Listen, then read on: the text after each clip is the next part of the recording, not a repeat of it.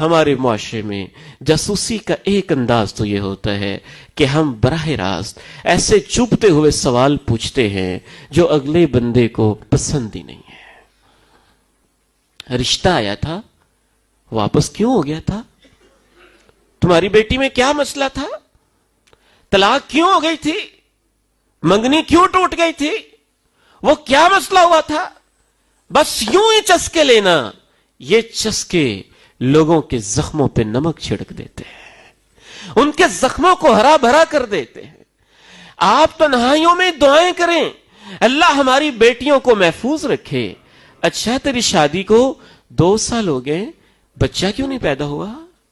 پیدائش کیوں نہیں ہوئی؟ اور یہ مشاہدات وہ ہیں جو آنکھوں دیکھے اور کانوں سنے ہیں۔ میں اس بہن بیٹی کو آج تک نہیں بھولتا جو ہمارے گھر میں ایک دفعہ مہمان کے طور پہ آئی اور دوبارہ کبھی نہ آئی۔ پوچھا کیا وجہ ہے؟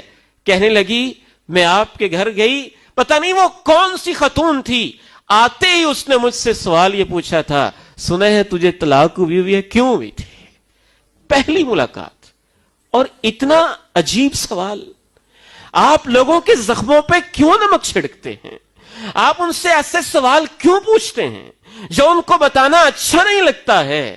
ایک نوجوان مجھے ملا، عرض کرنے لگا، آنکھوں میں آنسو لے کے کہتا ہے دعا کریں اللہ مجھے اولاد دے دے، اللہ مجھے اولاد دے دے۔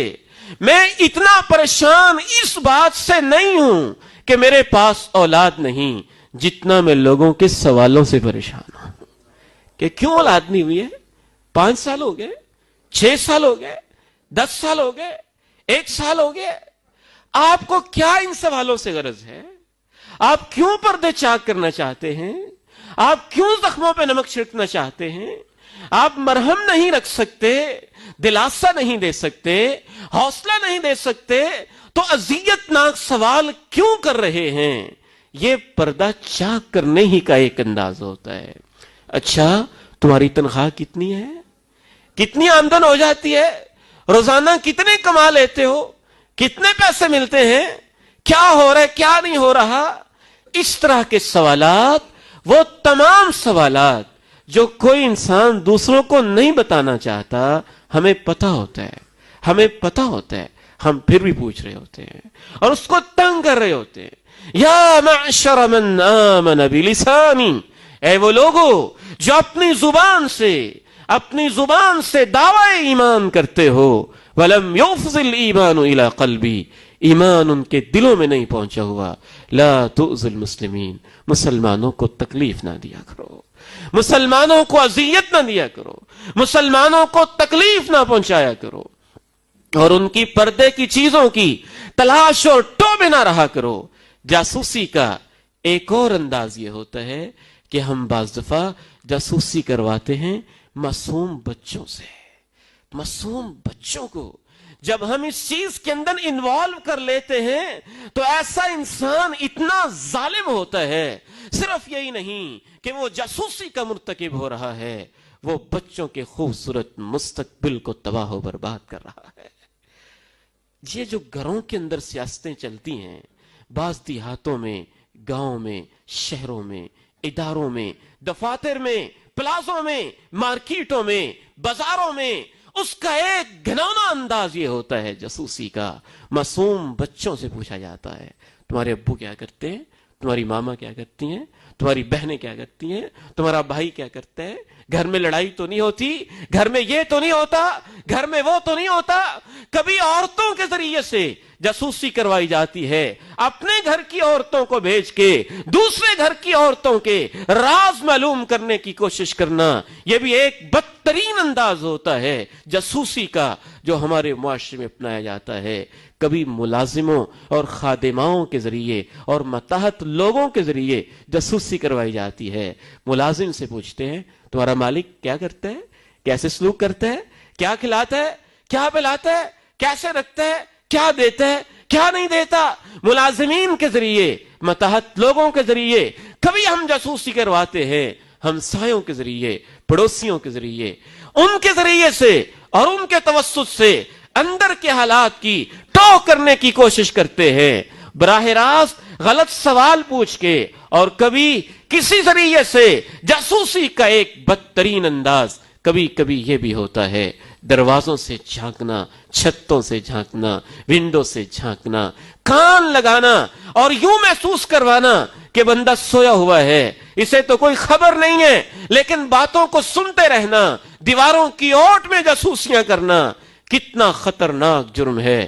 رسول اللہ صلی اللہ علیہ وسلم صحیح بخاری میں ارشاد فرماتے ہیں، من استمع الى حدیث قوم وهم له کارہون، جس نے کسی گروہ کی بات سنی اور وہ نہیں چاہتے تھے کہ یہ ہماری بات سنیں، تو بندے گفتگو کر رہے ہیں، آپ پڑوس میں جا کے بیٹھ کے سنیں کیا کہہ رہے۔ عادت ہے نا، بعض لوگوں میں ڈیولپ ہو جاتی ہے۔ ہم تو اب تو آئی ٹی کا دور ہے، آئی ٹی کا دور ہے، اور اس میں تجسوسی کے نت نئے انداز متعارف ہو گئے۔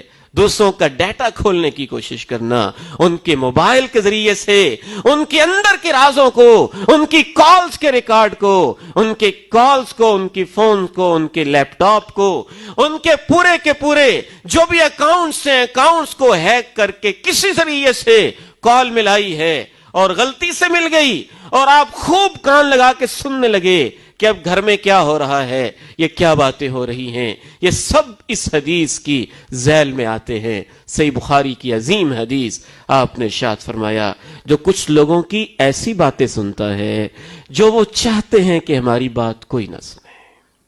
من استمع الى حدیث قوم وهم له کارہون، جو لوگوں کی ایسی بات سنے جو لوگ چاہتے ہیں کوئی نہ سنے، صب فی اذنیہ الآنک یوم القیامہ، کل قیامت کے دن ایسے جاسوس انسان کے کانوں میں اللہ سیسا پگھلا پگھلا کے ڈالیں گے۔ پورے کر لو اپنے شوق سننے کے۔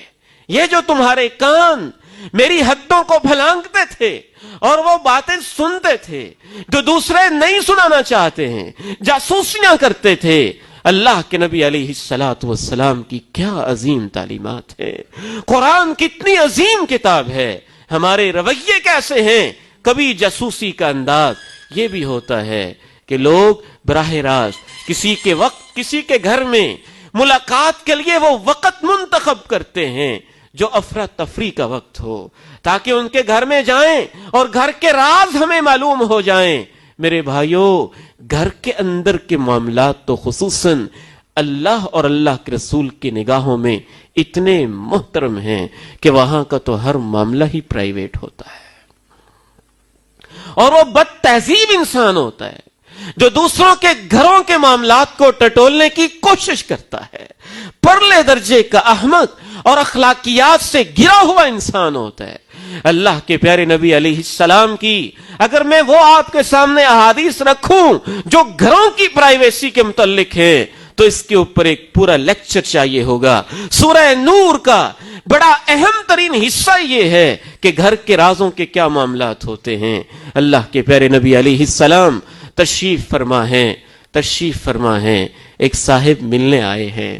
اللہ کے پیارے نبی علیہ السلام کنگھی مبارک ہاتھ میں ہے، سر مبارک میں کھجا رہے ہیں، اور وہ یوں آپ کے حجرہ مبارک پہ جو دروازہ ہے اس کے اندر چھوٹا سا سوراخ ہے اور اس سے اندر جھانک رہا ہے۔ اللہ کے نبی علیہ السلام کو پتہ چل جاتا ہے۔ آپ کہتے ہیں، اگر مجھے پہلے پتہ چل جاتا تم میری طرف میرے گھر میں جھانک کے دیکھ رہے ہو، میں اسی کنگھی کو تمہاری آنکھ میں مار کے تمہاری آنکھ ضائع کر دیتا۔ یہ صحیح بخاری کی حدیث ہے۔ گھروں کی پرائیویسیاں کیا ہوتی ہیں؟ اللہ کے بندو، یہ 4 منزلہ گھر کس لیے ہے اگر تم نے اندر ہی جھانکنا ہے؟ یہ بیڈ روم کس لیے ہیں اگر تم نے اندر کے راز فاش کرنے ہیں؟ یہ 4 دیواریاں کس لیے ہیں اگر تم نے ہر گھر کے اندر کی معلومات تک پہنچنے کی ناپاک کوششیں کرنی ہیں؟ یہ محلے کس لیے ہیں؟ یہ پرائیویسی کس لیے ہے؟ یہ ازدواجی معاملات کس لیے ہیں؟ یہ پردے کس لیے ہیں؟ یہ دیواریں کس لیے ہیں؟ یہ اتنے جتن اپنے گھر کے لیے کس لیے انسان کرتا ہے؟ اگر آپ نے اس کی پرائیویسی میں خلل انداز ہونا ہے اور اس کی نجی معاملات کو اور گھر کے معاملات کو بازاروں میں لے کے آنا ہے، میں بار بار کہتا ہوں، اس سوشل میڈیا نے ہماری اخلاقیات کے جنازے نکال کے رکھ دیے ہیں۔ تباہ و برباد کر کے رکھ دیا ہے ہماری اخلاقیات کو. پتہ نہیں کیا ہو گیا لوگوں کو, ہر وقت سیلفیاں بن رہی ہیں. خود اب تو ہمیں اپنے بھی شاید ایسی عادت بن گئی ہے کہ ہم اپنے گھر کے معاملات بھی فیس بک پہ لا رہے, واٹس ایپ پہ لے رہے ہیں, یہ ہمارا ڈنر ہے, یہ ہمارا لنچ ہے, یہ ہمارا کھانا ہے, یہ ہم کھا رہے, یہ ہم کر رہے. کیسی فضول حرکتیں ہیں, حیران ہوتا ہوں دیکھ دیکھ کے. یہ جو ویڈیو ہے یہ تبلیغی مقصد کے لیے ہے کہ لوگوں تک بات پہنچ جائے, لیکن عجب معاملہ دیکھا ہے, تبلیغ کے بعد کھانے پہ بیٹھتے ہیں تو ہر چیز کا منظر, ہر چیز کو بس کیمرے کی آنکھ کے نیچے ہر چیز آنی چاہیے. اب کھانا کھا رہے ہیں, اب چائے پی رہے ہیں, اب یہ کھا رہے ہیں, اب یہ کر رہے ہیں, ہر چیز, ہر بات کی پرائیویسی ہوتی ہے. کسی وقت انسان کس حال میں ہوتا ہے, کسی وقت کس کیفیت میں ہوتا ہے, اور اس کیمرے اور موبائل نے تو آ کے ہماری ساری کی ساری پرائیویسی اور ہماری نجی زندگی کو ایسا اوپن اور تباہ و برباد کر کے رکھ دیا کہ اخلاقیات کے جنازے تک نکل کے رہ گئے. او میرے بھائیو, اللہ کا حکم ہے, ایمان والو بہت زیادہ گمانوں سے بچا کرو, جاسوسی نہ کیا کرو. بلکہ اللہ کے پیارے نبی علیہ الصلوۃ والسلام نے سنن نسائی میں یہاں تک ارشاد فرما دیا, جو شخص کسی کے گھر میں جھانک رہا ہو اور وہ گھر والے اس کی آنکھ کو پھوڑ دیں, فَفَقَعُوا عَيْنَهُ, وہ اس کی آنکھ کو پھوڑ دیں کہ ہمارے گھر میں کیوں جھانک رہے ہو, فَلَا دِيَةَ وَلَا قِصَاصًا, میں اللہ کا پیغمبر فیصلہ کرتا ہوں, ایسے انسان کی آنکھ ضائع ہو جائے تو نہ وہ قصاص لے سکتا ہے نہ دیت لے سکتا ہے. ایک آنکھ پھوڑنے کی دیت 50 اونٹ اللہ نے مقرر کی ہے. اتنی عظیم نعمت ہے آنکھ, لیکن وہ آنکھ جو جاسوس ہو جائے, جو لوگوں کے گھروں میں جھانکے, اندر ٹٹولے کے کیا ہو رہا ہے, اس طبیعت کو اللہ کے پیارے نبی نے اتنا ناپسند کیا کہ اسے گھروں کا تقدس کہیے کہ ایک قانون بنا دیا رہتی دنیا تک کے لیے. اگر یہ ثابت ہو جائے کہ اس وجہ سے اس کی آنکھ ضائع ہوئی ہے, وہ بدلے کا بھی تقاضا نہیں کر سکتا, کہ ساس کا تقاضا بھی نہیں کر سکتا, ولا دیتا, اور وہ 50 اونٹ دیت کا مطالبہ بھی نہیں کر